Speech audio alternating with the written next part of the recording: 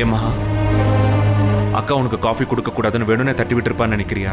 சச்சா, அப்படி ஒரு எண்ணம் எனக்கு துளி கூட கிடையாதுங்க. என்னமோ தெரியலங்க, மாமாவுக்கும் அத்தைக்கும் இன்னும் அண்ணி மேல முழு நம்பிக்கை வரல. யாரையும் நம்பலனா தெரியாம நடக்கிற ஒரு விஷயம் கூட நமக்கு தப்பா தான் தெரியும். இப்பதான் எனக்கு நிம்மதியா இருக்கு. ஏன் அப்படி சொல்றீங்க? ஹால்ல நீ அக்காவுக்கு சப்போர்ட்டா தான் பேசின.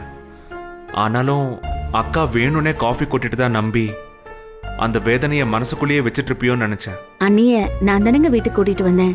அதுக்குள்ள அண்ணி அதை மறந்துருப்பாங்கன்னு எனக்கு தோணல. நான் அண்ணிய சந்தேகப்படலைங்க. மகா, கண்ணு மூடு. ஏன்? நீ கண்ணை மூடு சொல்றேன். கூடாது.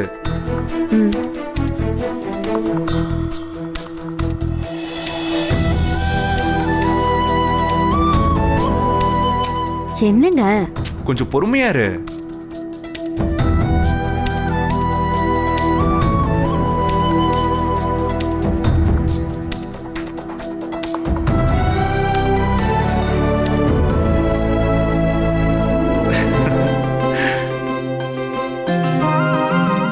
என்ன ரிட்டர்ன் கிஃப்டா?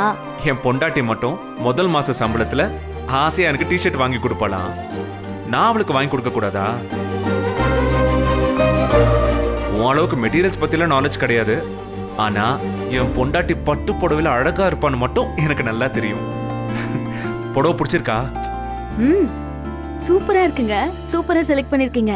இருங்க, நான் இப்பவே கட்டிட்டு வரேன். எங்க போற? அங்கதான். எனக்கு டிஷர்ட் நீ தானே போட்டு விட்ட? ஆமா. அப்ப புடவைய நான் தானே கட்டி விடணும். ஆசை தோசை அப்பள வடை ஒன்னும் தேவையில்ல, நானே கட்டிக்கிறேன்.